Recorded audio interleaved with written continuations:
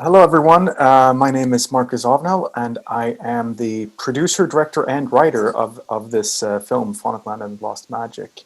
To be very honest, what attracted me to do this film was actually becoming a father. We found out my wife was pregnant, so we decided to write a script based on all the beautiful fantasies that kids have. So we try to make a film that's about a kid for kids and trying to use the imagination of kids in the film and just try to make a relevant but also a child friendly film. Um, yeah. You you must not be afraid of a challenge then at all, being the writer, producer, and director. Well, I think you have to be a little crazy to be in this industry, and I think well, you have to be willing to take risks. I don't know if it's crazy, but you have to be willing to take risks. And I don't know. I wanted to make a film to something that I would have liked when I was 5 to 10, 5 to 9. I really don't know, but 5 to something, and just something that spoke to my imagination that would fire me on to be more imaginative and hopefully, yeah, hopefully kids don't grow up too fast today, because it's a tendency to give kids too many too many responsibilities too fast. And I think in the future, and because of how society is turning out, I think creative thinking and thinking outside of the box is what we need to teach our children and our young people and our young adults as well. So yeah. But at the same time, it's so important to instill that sense of wonder and fantasy and Yeah. magic in children and keep that as long as possible. Was that your vision with the film overall? Like you just wanted to have that beautiful atmosphere where when watching the film you could be transported away to a different Yeah. world and that sort of sense of fun and freedom and sort of Yeah. adventure. Yeah.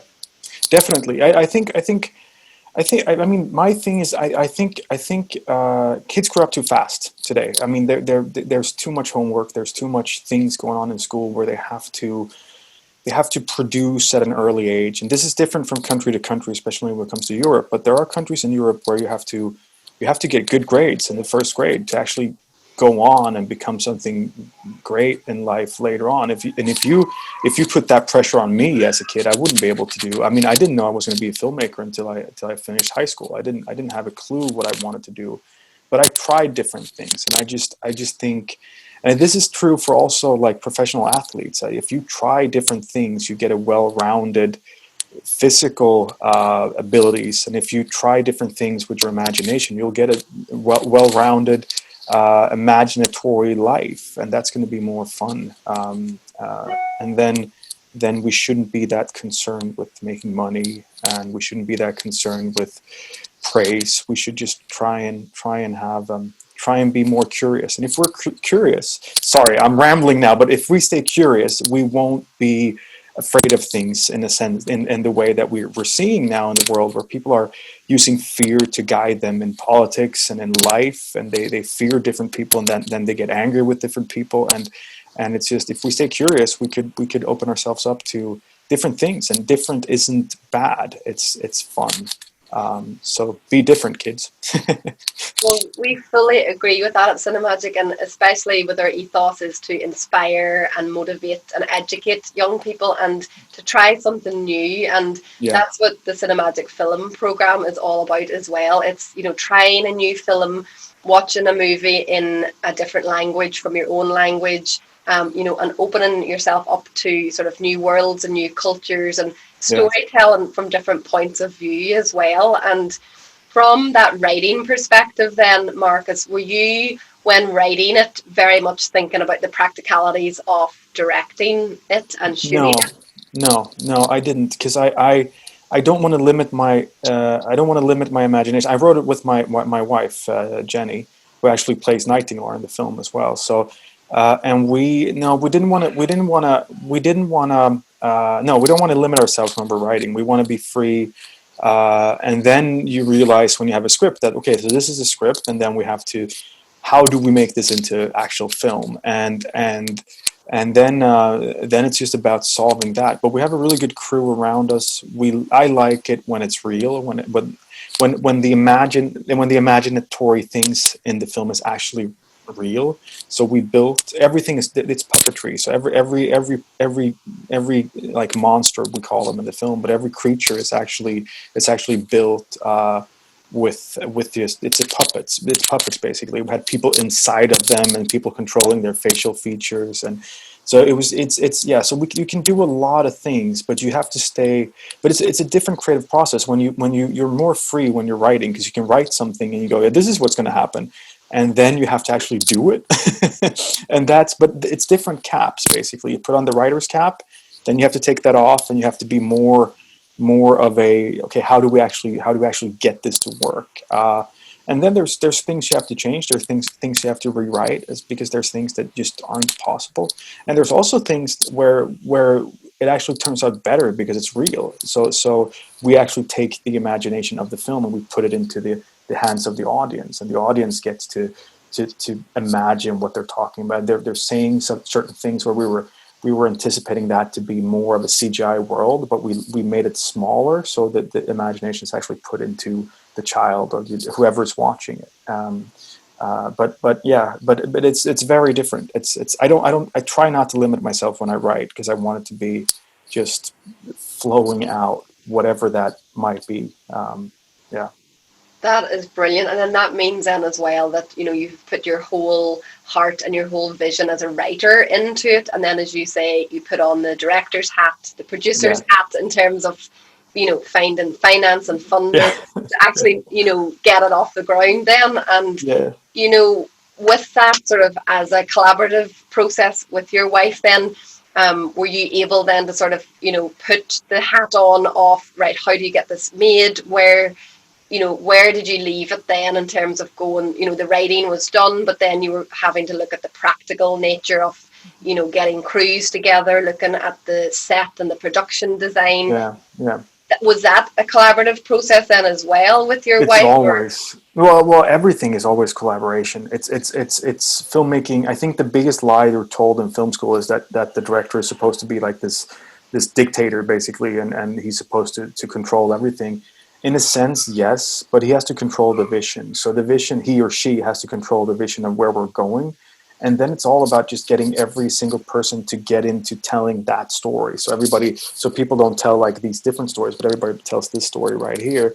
But then, I mean, you bring on creative people. If you have another writer, that person is a creative person. The set designer it's just amazing, and she comes on and she brings in like all these different elements to it. And sometimes you explain something, this is what I want, and then something totally different shows up, but it's actually better.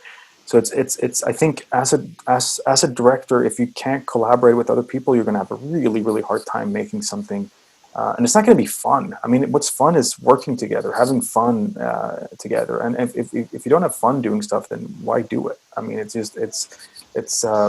so I think yeah, collaboration is key. It's the biggest, filmmaking is the biggest team sport on the planet.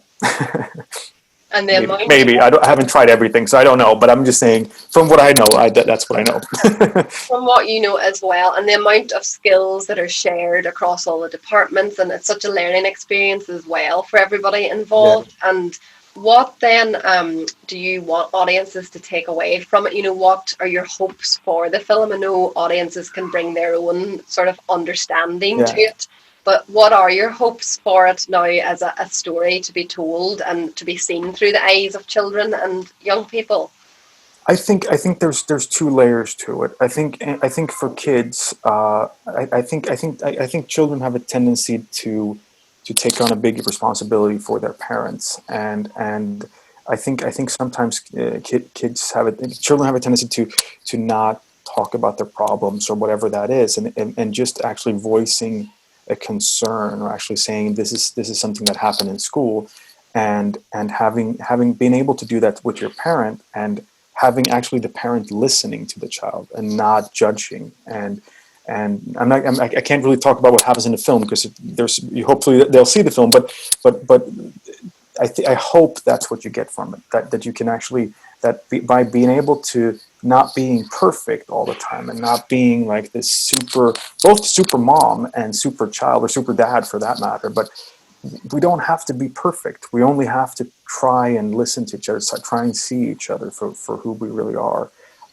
and not be afraid to actually voice an opinion or whatever that is.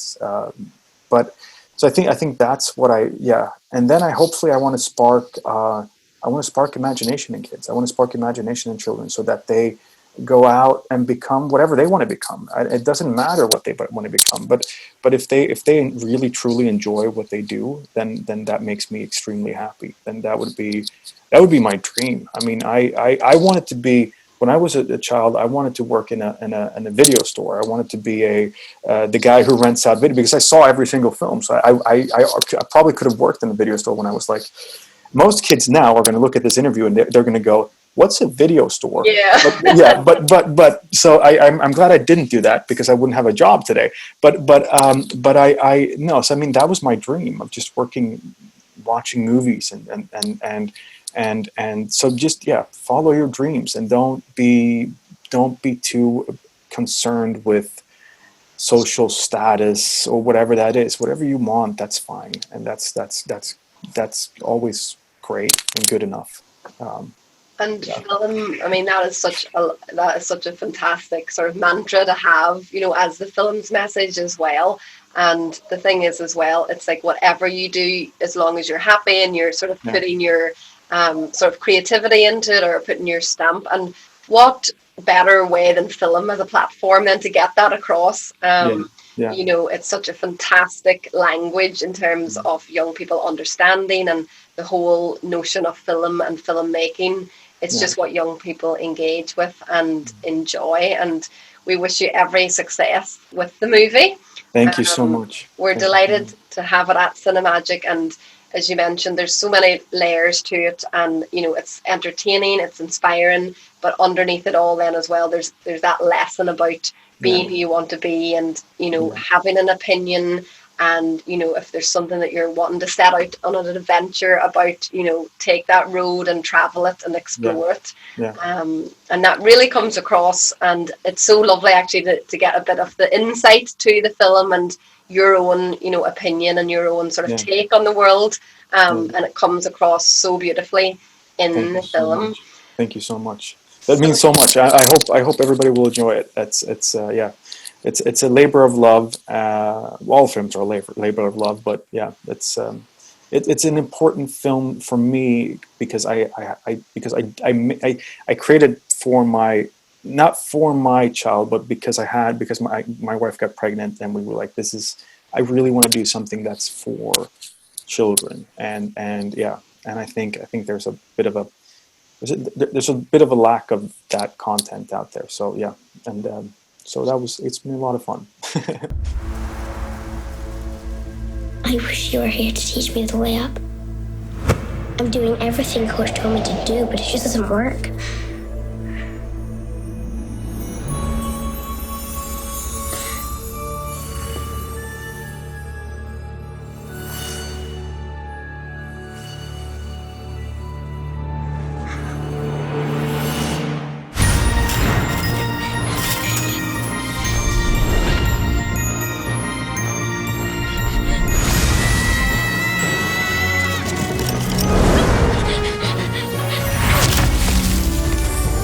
Children are a small form of human beings. They have the ability of great compassion, vivid imagination, and curiosity. She can save us.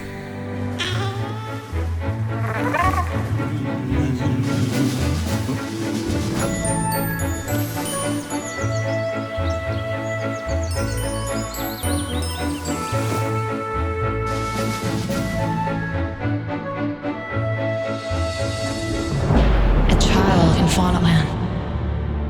Do you think she could be a threat to my kingdom?